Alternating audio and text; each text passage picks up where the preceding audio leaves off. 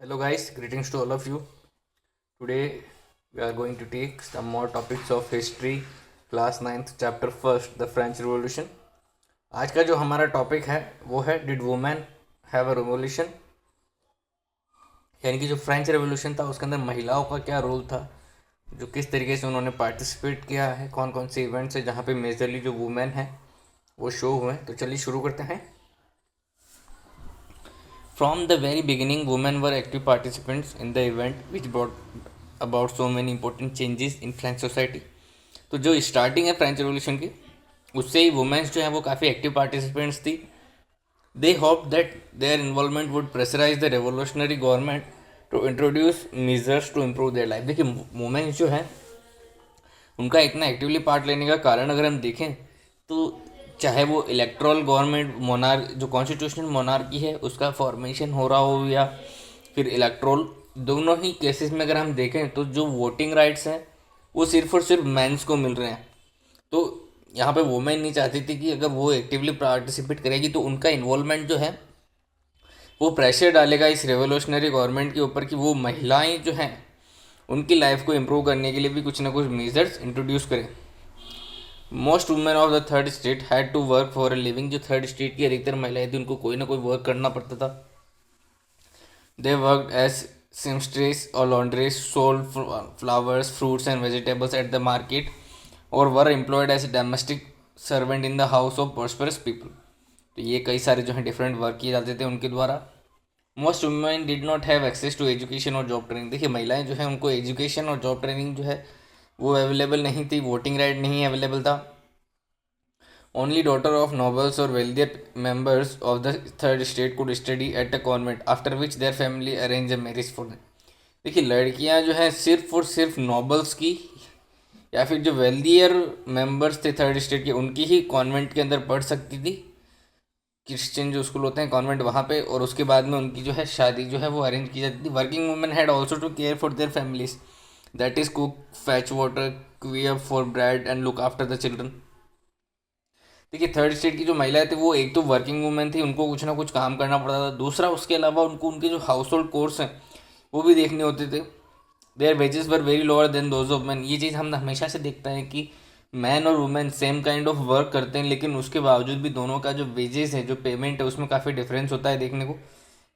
In order to discuss and voice their interest women started their own political club in newspaper. तो देखिए अब उनको कई सारी दिक्कतों का सामना करना पड़ रहा है. उनको तो अपनी लाइफ को इम्प्रूव करने के लिए, बेटर करने के लिए, अपनी जो आवाज़ है उसको डिस्कस करने के लिए जो वुमेन्स हैं उन्होंने कई सारे पॉलिटिकल क्लब्स और न्यूज़पेपर जो हैं वो स्टार्ट किए. About 60 women's club came up in different French cities. जो डिफरेंट जो फ्रेंच सिटीज़ हैं वहाँ पे लगभग देखिए आप 60 वुमेन क्लब्स जो हैं वो फॉर्म अप हुए. The society of revolutionary and Republican women was the most famous of them. तो ये जो लगभग 60 के आसपास जो क्लब थे, वुमेन क्लब्स थे, इसमें सबसे मेन या जो फेमस थे वो थे सोसाइटी ऑफ रेवोल्यूशनरी और रिपब्लिकन वुमेन नाम से. One of their main demand was that women enjoy the same political right as men. ये जो पॉलिटिकल क्लब्स थे या फिर जो भी लीडिंग थे वुमेन्स के लिए, इनका एक ही जो है डिमांड था, सबसे मेन जो डिमांड था वो ये था कि उनको भी वही पॉलिटिकल राइट्स मिले जो कि मैन को मिल रहे हैं. हमने देखा है मैंस जो हैं वो इलेक्टरल यानी वोटिंग का राइट था उनके पास में. वोटिंग का राइट होने की वजह से वो लोग इलेक्शन भी लड़ सकते थे और रिप्रेजेंटेटिव भी चुने जा सकते थे इलेक्ट्रोल्स के अंदर, उसके बाद में नेशनल असेंबली में. तो यहाँ पे वुमेन जो है वो भी सेम पॉलिटिकल राइट चाहती थी. Women were disappointed that the constitution of 1791 reduced them to passive citizen. और वुमेन जो है देखिए हमने बात की थी जो 1791 का जो कॉन्स्टिट्यूशन बना उसमें दो तरीके के सिटीजन्स की हमने बात की थी, एक्टिव सिटीजन्स और पैसिव. पैसिव जो है उसके अंदर हमारे पेजेंट्स थे, वुमेन थी, चिल्ड्रंस थे, और साथ में ऐसे लोग थे जिनके पास में अपनी खुद की प्रॉपर्टी नहीं हो. तो वुमेन जो है काफ़ी डिसअपॉइंट हुए इस चीज़ से कि उनको जो है पैसिव सिटीजन के रूप में रिड्यूस किया गया. They demanded the right to vote, to be elected to the assembly and to hold a political office. तो वुमेन जो है उन्होंने डिमांड किया कि उन्हें राइट टू वोट दिया जाए, यानी वोटिंग का राइट मिले उन्हें, असेंबली जो है उसके अंदर इलेक्ट होने का और एक पॉलिटिकल ऑफिस होल्ड होने का भी उनको राइट मिले. Only then they felt would their interest be represented in the new government. In the early years, the revolutionary government did introduce laws that help improve the lives of women. जो early years हैं,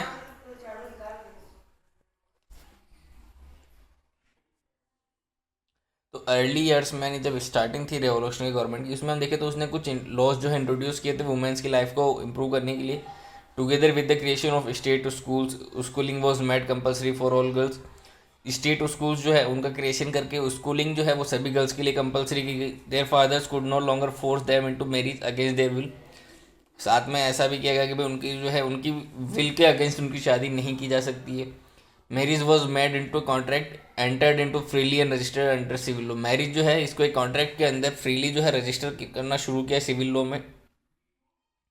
divorce जो है उसको legal बनाया गया and could be applied for by both way, women and man. और divorce जो है उसके लिए दोनों लोग यानी मैन और वुमेन को दोनों में से कोई भी जो है अप्लाई कर सकता था. Women could now train for job, could become artist और run small business. Women's struggle for equal political rights, however, continued during the reign of terror. The new government issued laws ordering closure of women's club and banning their political activity. देखिए, rain of terror जो Robespierre का जो period था, Jacobin government उसको कहा जाता है rain of terror. तो उस पीरियड में वुमेन्स जो है उनको इक्वल पॉलिटिकल राइट्स के लिए थोड़ी स्ट्रगल करनी पड़ी. जो न्यू गवर्नमेंट है उसने सबसे पहला तो ऑर्डर इशू किया कि जो वुमेंस क्लब है उनको क्लोज किया जाए और उनकी जो पॉलिटिकल एक्टिविटीज़ है उनको बैन किया जाए. और कई सारी जो प्रोमिनेंट वुमेन थी यानी जो फेमस जो थी वुमेन्स उनको जो है अरेस्ट किया गया और उनमें से कई सारों को तो जो है एग्जीक्यूट भी किया गया. Women's movement for voting rights and equal wages continued through the next 200 years in many countries of the world.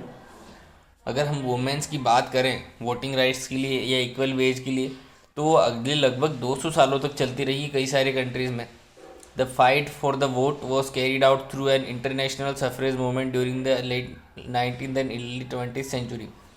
जो राइट टू वोट है हमारा वुमेन्स के लिए, इसका एक इंटरनेशनल सफरेज मूवमेंट चला था लेट 19th सेंचुरी और अर्ली 20th सेंचुरी में, जिसका एक example of the political activities of French women during the revolutionary years was kept alive as an inspiring memory.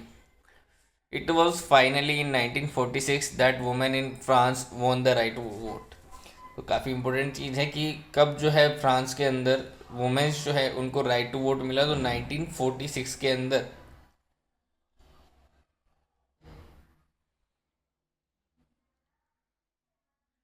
यहाँ पे देखेंगे हम तो एक वुमेन का एग्जाम्पल दिया हुआ है, the life of a revolutionary women Olympe de Gouges. Olympidigous was one of the most important of the politically active women in revolutionary France.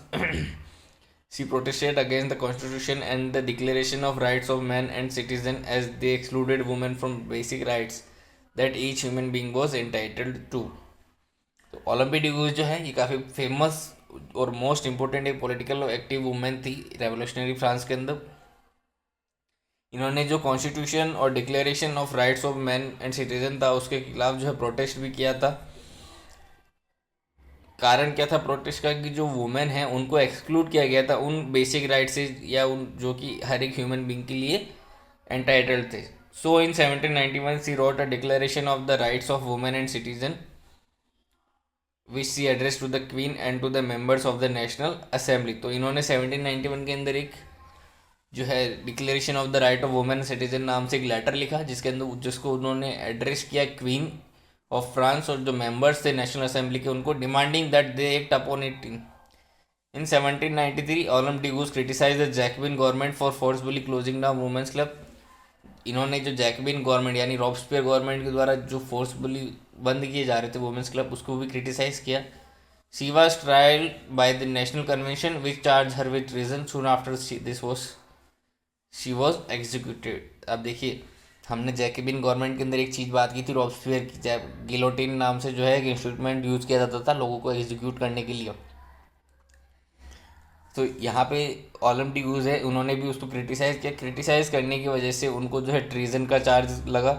Treason की हमने बात की थी, ट्रीजन यानी देश के साथ में धोखा गद्दारी, और इसके बाद में उनको एग्जीक्यूट कर दिया गया.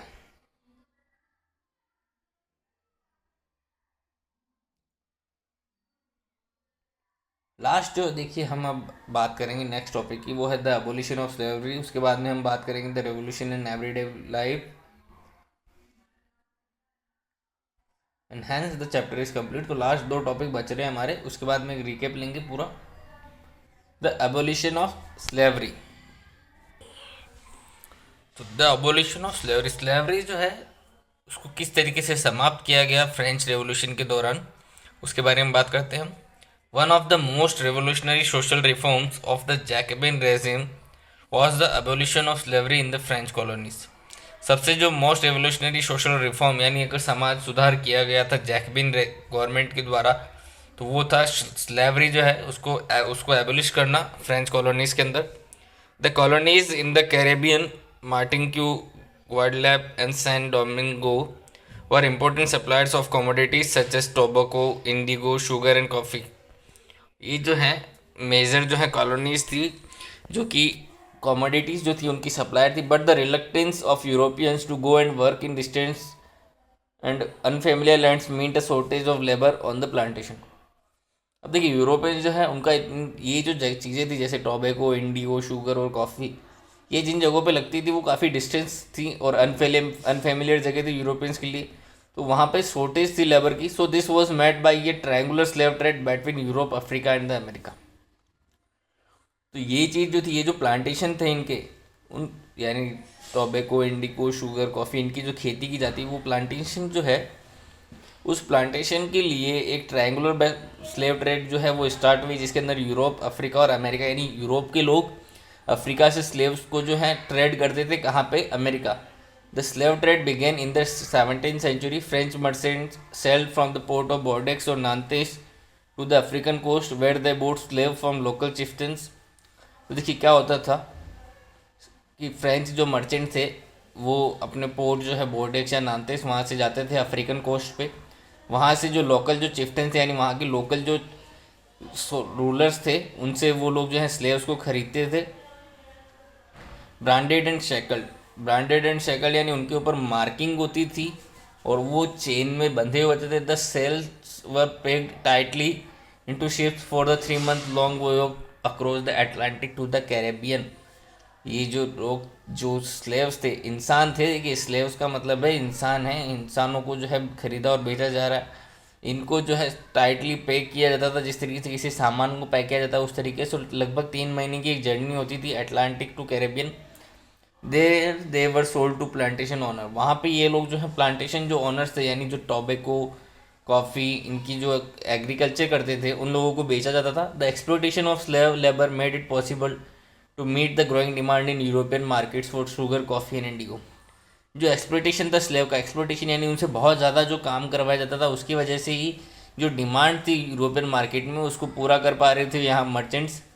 Port cities like Bordeaux and Nantes owed their economic prosperity to the flourishing slave trade. Throughout the 18th century, there was a little criticism of slavery in France. 18th century के आसपास जो है थोड़ा सा criticism हो चुका था slaves के लिए। The National Assembly held long debate about how whether the right of man should be extended to all French subjects, including those in the colonies. जो नेशनल असेंबली है उसमें डिबेट्स भी हुई कि जो राइट ऑफ मैन है वो जितने भी फ्रेंच कॉलोनीज हैं वहाँ तक भी पहुँचनी चाहिए। But it did not pass any laws fearing opposition from business whose income depend on the slave trade.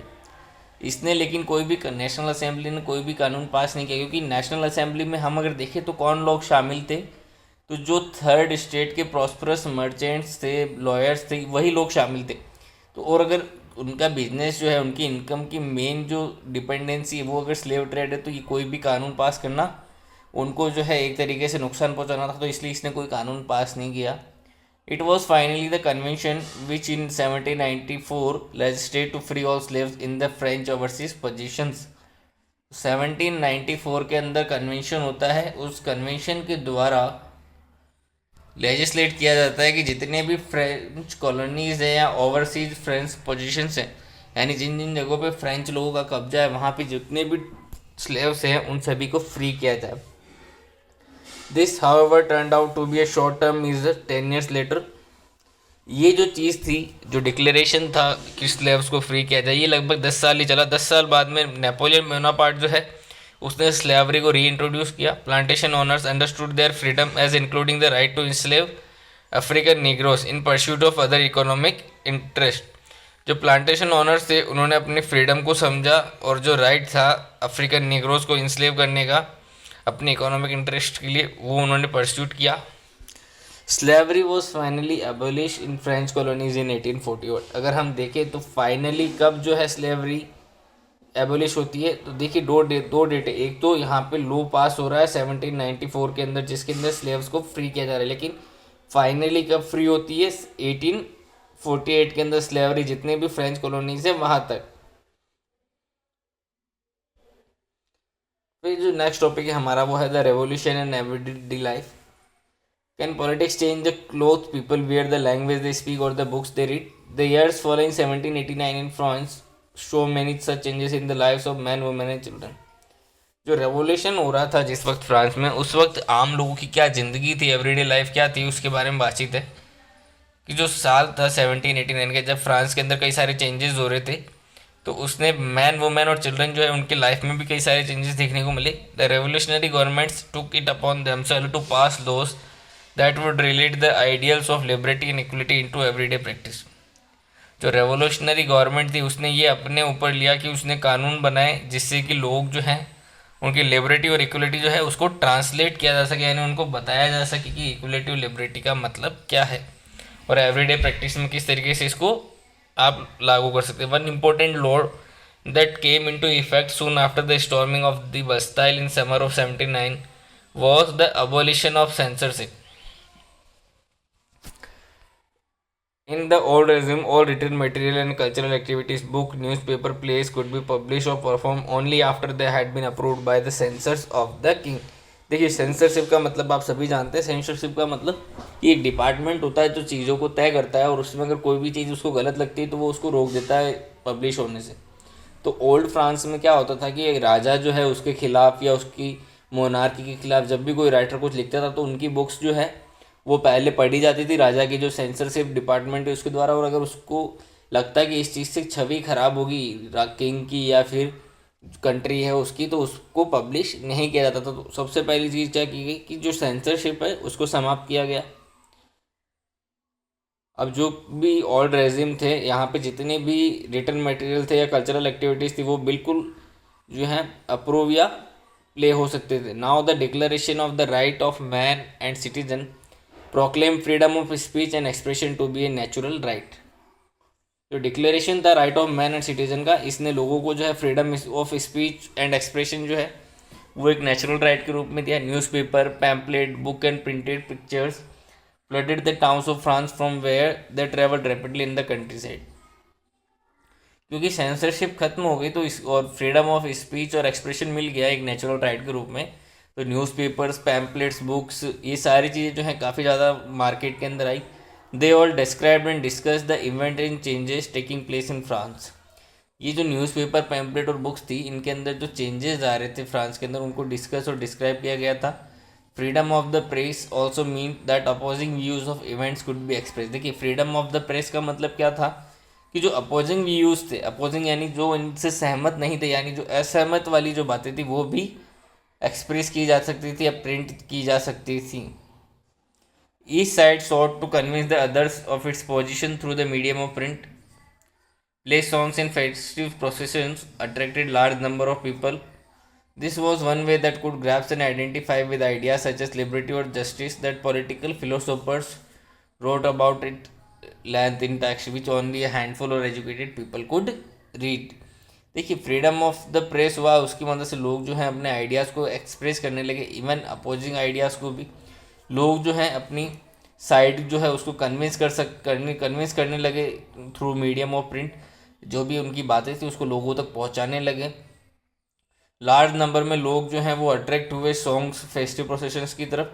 ये एक तरीका था जिससे कि लोग जो हैं वो आइडेंटिफाई कर सके लिबर्टी और जस्टिस को।